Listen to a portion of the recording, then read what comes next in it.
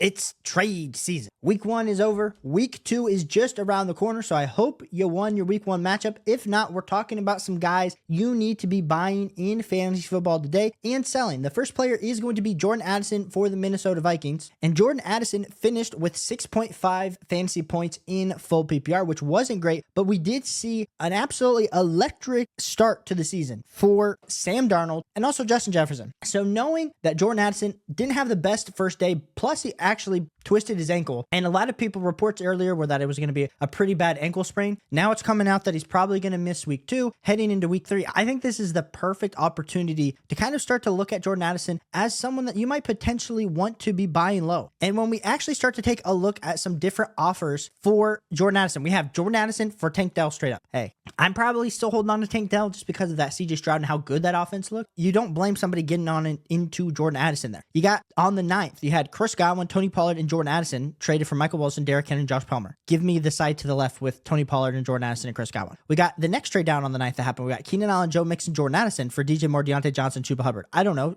Just give me the fleece side, which is the team on the left. Then you got Saquon, Zach Charbonnet, Jordan Addison for Tyler Lockett, Derrick Henry, David Montgomery. This is probably a little bit closer just because of David Montgomery being the clear 2. Derrick Henry, you were drafting him in the 2nd, 3rd round. You're hoping for better touchdown upside ahead for him. Give me that side. So I just think it's too good of a moment to be going and trying to buy some Jordan Addison because we saw absolutely how prolific Jordan Addison and this Minnesota Vikings team could be. When we move on to the second player I'm buying right now in fantasy football, it is going to be Drake London. And Drake London had a very disappointing day in the fantasy football streets where only finished with 3.5 fantasy football points. And if you tune into my video on Sunday night, you know that I am all over buying some Drizzy Drake London. Not only was he a top 10 prospect drafted in the 2022 draft, the first 2 years in the NFL, he had Desmond Ridder throwing the ball. And honestly, Kirk Cousins didn't look much better in week 1, but as we can assume, if things continue to deteriorate for Kirk Cousins, things aren't looking good. They still have Michael Penix as a backup. So I do think the Drake London hype, the Drake London downfall in week 1 is going to have a lot of people saying, hey, I shouldn't have drafted upside without seeing any type of production. And so I'm just pulling up some trades over here on the trade calc that I found interesting because I do think Drake London is 100% a buy. When we're looking, like the first one is going to be Drake London and George Pickens. This literally just happened today. George Pickens had 7 targets, 6 receptions. He looked great in week 1, but give me some Drizzy Drake here and assuming that things can kind of turn around. Big deal happened on the 10th as well today. We had Travis Kelce and Drake London traded for Joe Burrow, Brandon Ayuk, and Raachad White. I mean, Raachad White, we'll talk about him a little bit later in this video, but I kind of lean the Travis Kelce, Drake London side there. The next trade is going to be Drake London, Bijan Robinson for Deebo Samuel, James Cook. Come on, give me the Drake London, Bijan Robinson side, or a Drake London or Chris Olave. I still have both those guys in the same tier, but I think the better quarterback is still going to be Kirk Cousins or Michael Penix. So I just absolutely think that you have to be buying low on Drake London. Think he is a great target in week 1 trade discussions. My next guy that you should be trading for is going to be Mark Andrews, if we compare the routes run over here, according to PFF, we're going to see that Mark Andrews, it wasn't like he was getting out snapped. He was just getting absolutely out targeted by Isaiah Likely. And we always say on the channel, targets earned, not given. So I hear you when we're talking like, hey, like I'm a little bit worried about my elite level tight end. But if you actually look on the amount of touchdowns scored in week 1 compared to previous years, it's pretty low compared to previous years, which to me just means that this week 1, we cannot continue to overreact. And Mark Andrews, I'm going to have to see him suck for like 3 weeks before I'm finally like, yep, this dude's absolutely washed. Isaiah Likely is the return. I know Isaiah Likely is getting a bunch of buzz right now on the waiver wires. Everyone's like, it's the #1 target. Like he's going to be the lifesaver for your fantasy football team in the tight end position. I just still think Mark Andrews is such a buy. And when we start to look at trades for Mark Andrews, we're going to see we got this first one where it's Jayden Reed, Caleb Williams, Mark Andrews for David Njoku, Anthony Richardson, and Puka.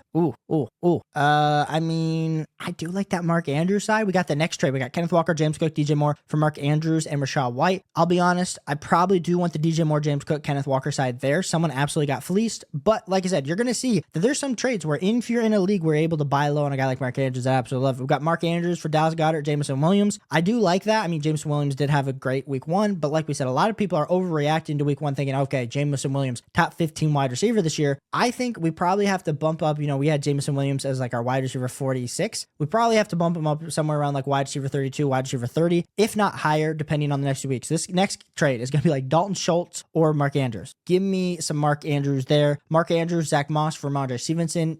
Give me some Mark Andrews there. So like I said, I think there are some great buy low trades that you can be doing for Mark Andrews. My next buy low player is going to be Marvin Harrison Jr. And the reason that I like Marvin Harrison Jr. as a buy is because in week 1, one, my dude was absolutely out there in the snap shares. He did get a few targets, but it wasn't great. We'll admit that. Greg Dortch looked like the clear one on Sunday, and that should upset a lot of us because even with my own Ohio State bias, I said Marvin Harrison Jr. is one of the most risky picks in round 2. But when we start to look at, the dust settles off this really crappy performance, and we start to look at trades that are going down, Jayden Reed, Raheem Mostert for Tajay Spears and Marvin Harrison Jr. Listen, Jayden Reed had an absolutely amazing week 1. What's going to happen with Jordan Love and this injury? I think the team on the side too was talking a little bit about Jayden Reed being a sell high and getting into an asset like a Marvin Harrison Jr., which I think has ultimate level upside. Now, Jayden Reed showed he had the speed, he had the target share, he was the number 1 in Green Bay, but he's also competing with a bunch of other great weapons in this team. Give me the Marvin Harrison Jr. side there. I know it's early. We can't give up hope.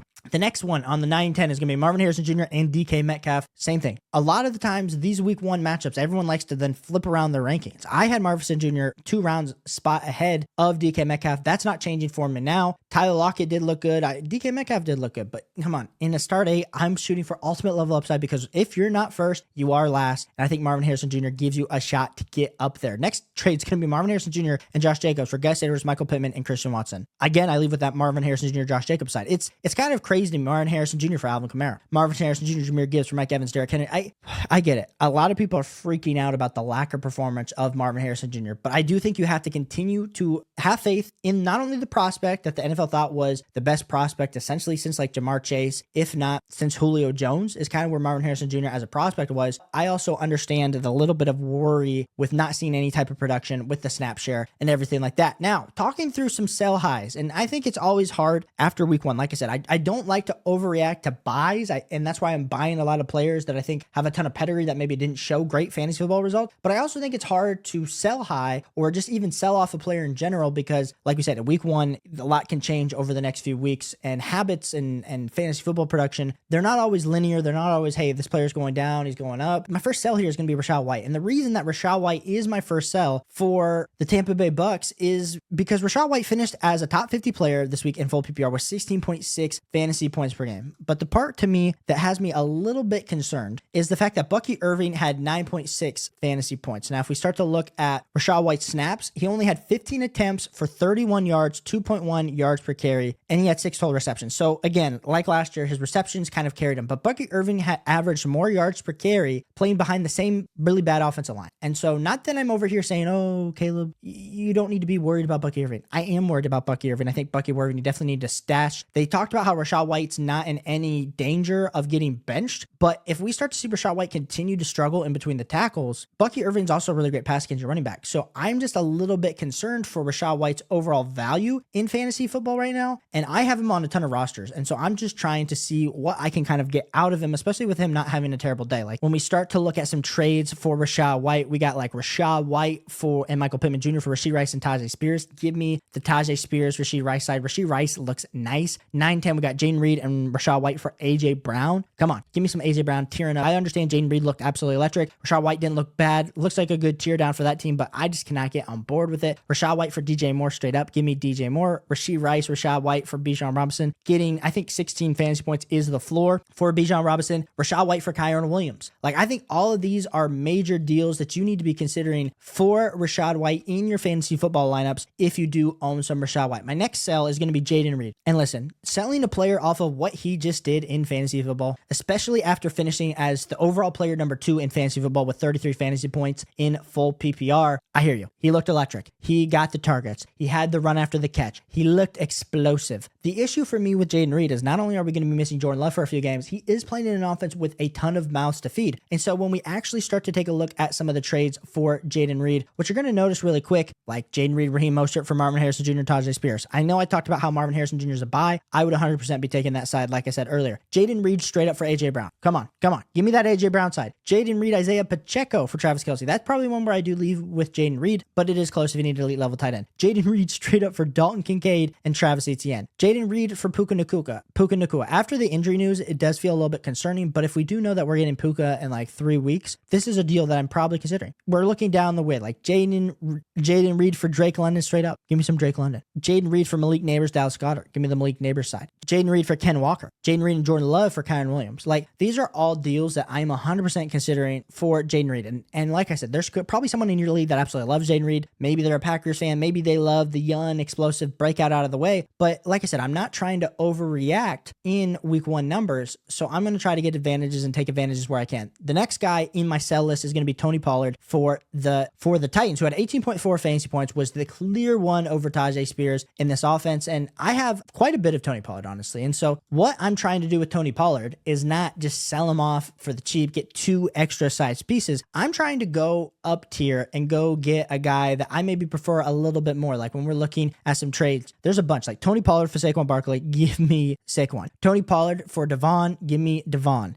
Tony Pollard, Nico Collins, Jordan Mason for Tyreek Hill, give me Tyreek Hill. Like I'm not doing this like one on the 9th where it's Tony Pollard and Zamir White and Jordan Mason. Like I am taking Tony Pollard 100% there. So I'm not saying that all of these are like sell high opportunities. Like I said, you're going to have people in your league. Oh my goodness, Tony Pollard for Dameon Pierce. That has to be absolute collusion. They're happening. Or like a DJ Moore and Tony Pollard for Devontae Adams. That's an interesting one. Tony Pollard and Josh Palmer for Alvin Kamara. Tony Pollard, Terry McLaurin for Travis Etienne. Like I think if you attach some Tony Pollard to another player, you're absolutely going to be getting a player that you want to buy. And so that's kind of my thoughts with some buys and from some sells. Let me know any trade question you have down below. Ask me any start sit question for week 2, helping you win a fantasy football championship in week 2 and going beyond. So I'm here to answer all your questions. Hit that like and subscribe button as we're on the way to 3,000 subscribers. I will catch you on the next one. Peace.